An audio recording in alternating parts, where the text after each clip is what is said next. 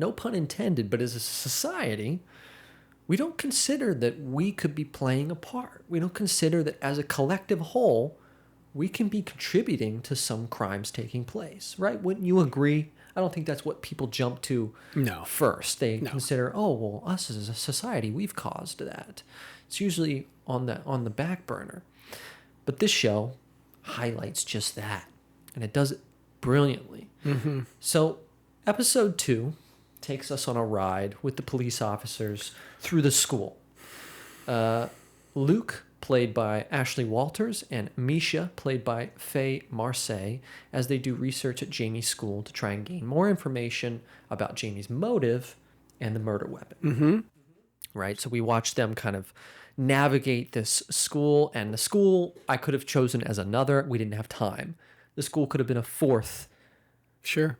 Contributing factor. Correct. So, but we didn't have time for that. So we're going to focus on the society here. Okay. So 2 scenes jumped out to me specifically in this. The scene between Luke and his son, and the one between Luke and Jamie's friend Ryan. In the scene with his son Adam, played by Amari Bacchus, he explains to his father that he has been looking at things all wrong. That was quite a scene. You know, he kind of pulls him into like the side room there. Yeah. And we talk in private, and he says, Dad, you're kind of making a fool of yourself here. Yeah, because you're not seeing You're not getting it. Yeah, you don't get it. You're not understanding. Yeah. And I think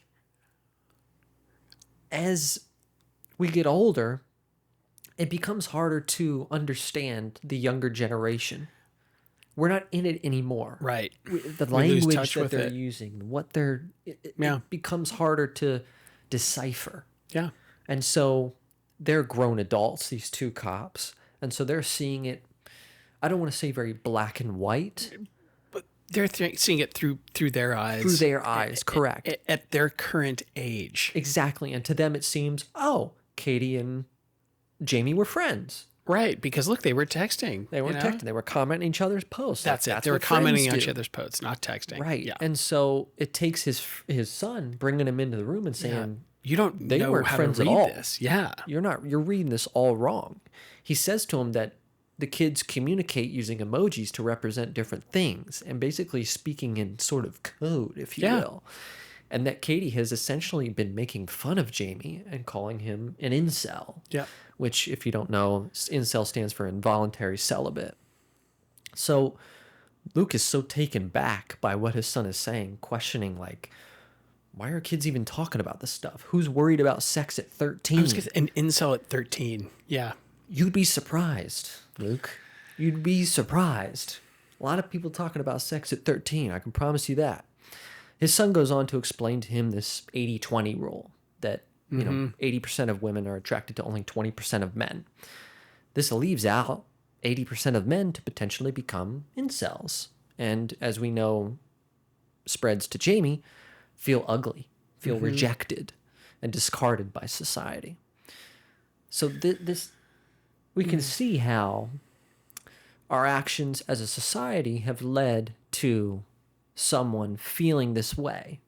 If there's this 80-20 rule, so to say, let's just indulge. It exists for conversation's sake. Okay. If you're part of that 80% of men who are being left out, who are being rejected, it's going to make you feel a certain kind of way. You're going to feel less than. You're going to feel defeated. And that's not something people like to feel, right? So I don't know what we could have done, what that looks like. I'm not here to offer answers to those questions, right? Those are big questions. I'm dissecting the show. Fair enough. Through this conversation, we can see how that might have transpired and how that might have played a contributing factor. For sure. For Jamie. For sure. I mean, and this is where, you know, and the cops refer to this, that, you know, they didn't have social media, and the parents say that too. They didn't have social media growing up. So that was not a factor at all. And it's a massive factor in, you know, in our society, yes, but in this particular series as well. My gosh. It's a very integral part of facilitating what happened and the crime that Jamie committed.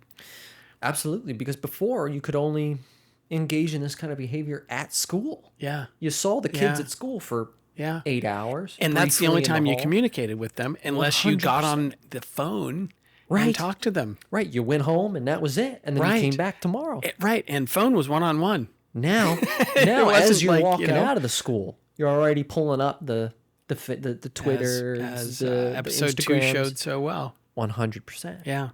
So Yeah. let's talk about how the other scene comes Sure. into play, Please. right? Yeah. So we're talking about the scene between Luke and Jamie's friend Ryan, who played by Kane Davis, who has just been socked in the face by Katie's best friend. Yeah. And is tending to his wounds in the nurse's office. So Luke comes in to talk to Ryan, and we learn how obsessed with popularity Ryan is. He has this like childlike wonder Yeah. talking to Luke about how he was probably popular, right?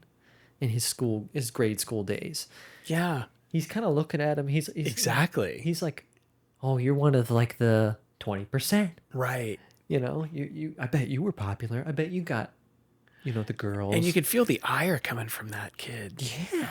And the cop was confused. You Yeah, could oh tell, yeah, like, what is definitely. going on Yeah, he's here? like, "Why are you asking me about this stuff?" Right. But that's what kids are concerned about. That's their concern. I want to be popular. I want to be liked. Right. I want to be part of that 20%. Right. Oh my And God. so when you meet somebody or see somebody who you think was part of it, oh, how was it? Yeah. What was it like for you? It must have been nice, huh? Did you get a lot of girls? You know what I mean? That's what this Ryan kid's looking at him like he's the genie that came from Totally. the bottle. Well, and it's not a passive way of asking those questions. He's not happy about that. Right. Ryan.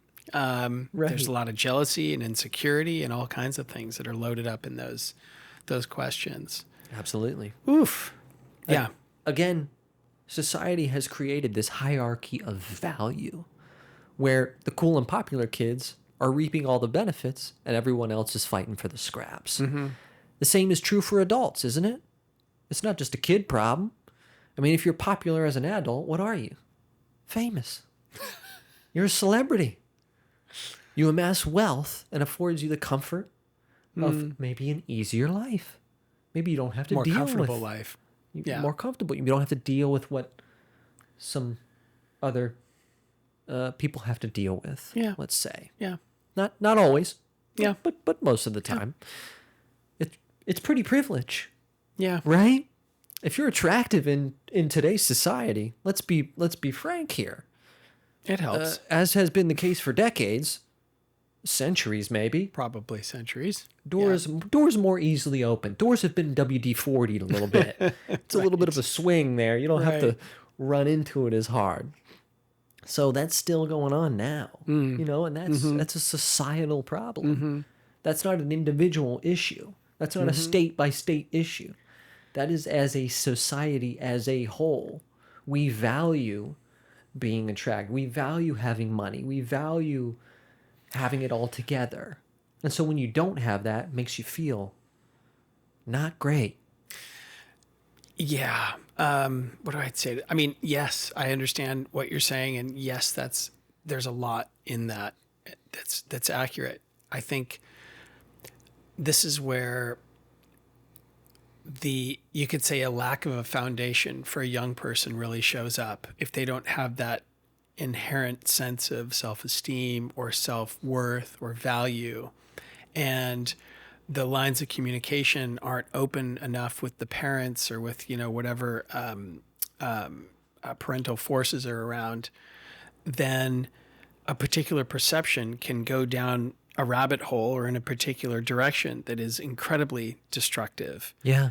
And if the young person doesn't have, just the foundation of feeling loved and supported and valued, they don't have the tools to stand up to this kind of stuff. That's a good way to put it. And if they don't voice their confusion to someone who might have a bigger perspective, and they're just kind of, going down their own rat holes in their own minds by themselves or online, Yeah. you can see where, granted, this whole series is about a very extreme event, but you can see where how they show so beautifully how you could get there, How the and how it snowball could roll that far. and so silently, Yeah. at least to the adults. Yeah, you it was know? a shock. Yeah, It was exactly. an absolute shock. Yeah, And but like to your point in what you're saying, which I love what you said there.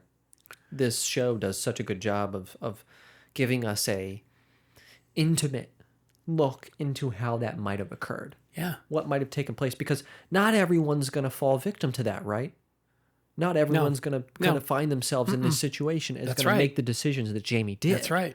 Because if you do come from a family that has a strong foundation and communication and you're talking about these things, Yep. maybe that doesn't occur. For sure. And this is where one of the scenes that really, well, the scenes, each episode is a scene, if you will. But something that I thought, it really got my attention. This was very early on. And that's when Jamie's at the police department being processed. And they ask who he wants to be his guardian adult going through this particular process. And he chooses his father. And the two of them at one point are sitting alone. And I thought, he's not giving his kid a hug or like putting his arm around him. And then there's mention later on that we're not that way. Right. And I had the same thought as you when I was watching it. And I thought it was just me. I had the same thought. I'm like, man, his dad's kind of like cold. He's not really, but oftentimes, and we can speak to this because we're men, that's kind of how it is. Like there's not a whole lot of, I don't want to say all the time, but there's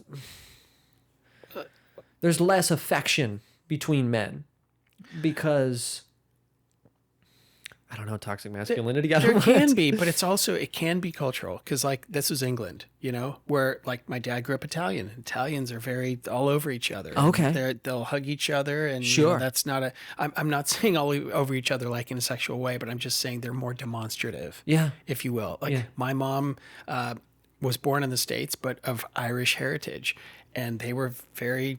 My mom not until she got older. She wasn't a big hugger. It's like, wasn't really into that contact kind of thing. Got it. So you think it's cultural. And my dad was a big hugger. Interesting. Okay. And so when I saw that scene, I thought it's particular to that family, but it's also part of the English culture. They're just not as that way. At least that was my experience. Sure. When I was there, when I lived there.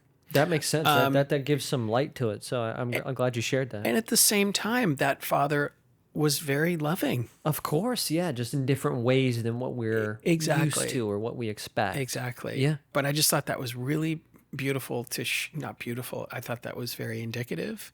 And I thought that was important to show that there is because look at the impact it had on both of us. We're looking at it thinking, how come he doesn't give him a hug, man? Yeah. He needs you. Yeah. That's what I kept. I was like, wanted to jump out of my seat, like, please. That's part of comfort your son. He's scared. Part of the countless ways that this series really just hits at the heart. Oh yeah, digs into you. Oh my God. 100%. Oof.